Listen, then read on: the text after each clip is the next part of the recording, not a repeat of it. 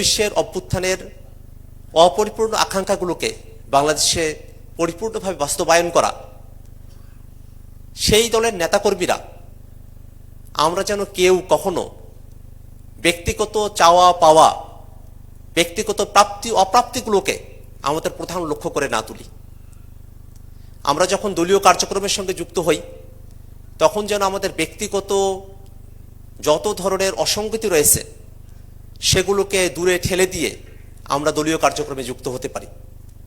একটা দলের সবথেকে বড় গুণের বিষয় হলো শৃঙ্খলা।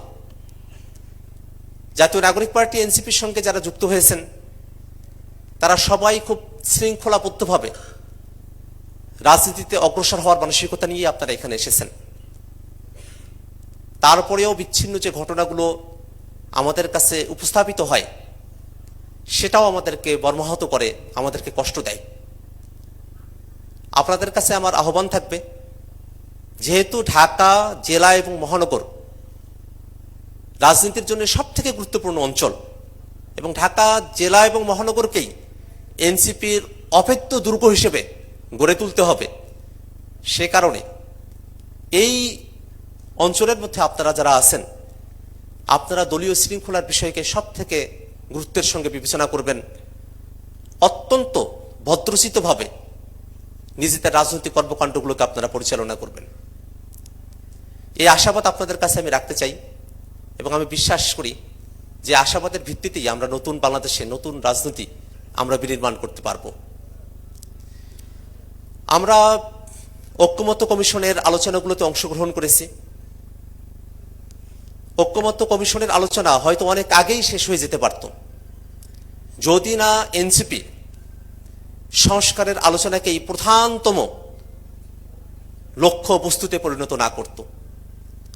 অনেকে অনেক আগে থেকেই বাংলাদেশে নির্বাচনের রাজনীতিকে প্রধান করতে চেয়েছিলেন।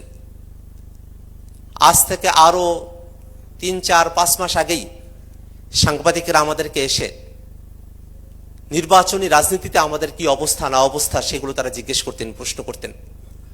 আমরা সাংবাদিকদেরকে বলতাম যে ভাই, এখনই যদি নির্বাচনের আলোচনাকেই প্রধান করা হয় তাহলে সংস্কারের আলোচনা তলানিতে পড়ে যাবে, বাংলাদেশের মানুষ সুন্দর একটা বাংলাদেশ পাবে না। আপনারা সাংবাদিক বন্ধুগণ, আপনারা সংস্কারের আলোচনাটাকে প্রধান করে জনগণের কাছে উপস্থাপন করুন, এটা আপনাদের কর্তব্যের জায়গা। সেই কর্তব্য জাতীয় নাগরিক পার্টি এনসিপি পালন করেছে। আমরা ঐক্যমত্য কমিশনের আলোচনাগুলো যখন শেষ পর্যায়ে চলে এলো, যখন মোটা দাগে রাজনৈতিক দলগুলো অনেকগুলো প্রস্তাবনার ব্যাপারে একমত, সে সময়টাতে ঐক্যমত্য কমিশন চেয়েছিল বাস্তবায়নের আলোচনা ব্যতি রেখেই ঐক্যমত্য কমিশনের সমাপ্তি টানতে, কিন্তু জাতীয় নাগরিক পার্টি এনসিপির দাবির প্রেক্ষিতেই পরবর্তী ধাপে ঐক্যমত্য কমিশন আবারও আলোচনায় বসে। সেই আলোচনাতে রাজনৈতিক দলগুলো শুরুতে আইনি ভিত্তি দেওয়ার ব্যাপারে অনেকের আপত্তির জায়গা থাকলেও শেষে এসে আমরা একমত হয়েছি। রাজনৈতিক দলগুলো এই মর্মে একমত হয়েছে যে একটা আদেশ জারি করা হবে, গণভোট হবে, সামনের সংসদকে কনস্টিটিউয়েন্ট পাওয়ার, গাঠনিক ক্ষমতা প্রদান করার মধ্য দিয়ে সংবিধানের মৌলিক সংস্কারগুলোকে অন্তর্ভুক্ত করা হবে, একটা বাস্তবায়নের বিষয়ে আইনি ভিত্তি দেওয়া হবে, সে ব্যাপারে আমরা সকলে একমত হলাম। প্রথমত জুলাই সনদকে আইনি ভিত্তি দেওয়া হবে, এই জায়গাটাতেই রাজনৈতিক দলগুলোকে একত্রিত করা সম্ভবপর হচ্ছিল না। যখন এটাও সম্ভবপর হলো, ঠিক সেই সময়টাতে রাজনৈতিক দলগুলো আইনি ভিত্তি দেওয়ার ব্যাপারে একমত থাকা সত্ত্বেও সরকার আইনি ভিত্তি এবং বাস্তবায়নের পথকে অন্ধকারে রেখেই জুলাই সনদ স্বাক্ষরের অনুষ্ঠান তারা সম্পাদন করেছে। জাতীয় নাগরিক পার্টি সেই অনুষ্ঠানে অংশগ্রহণ করে নাই।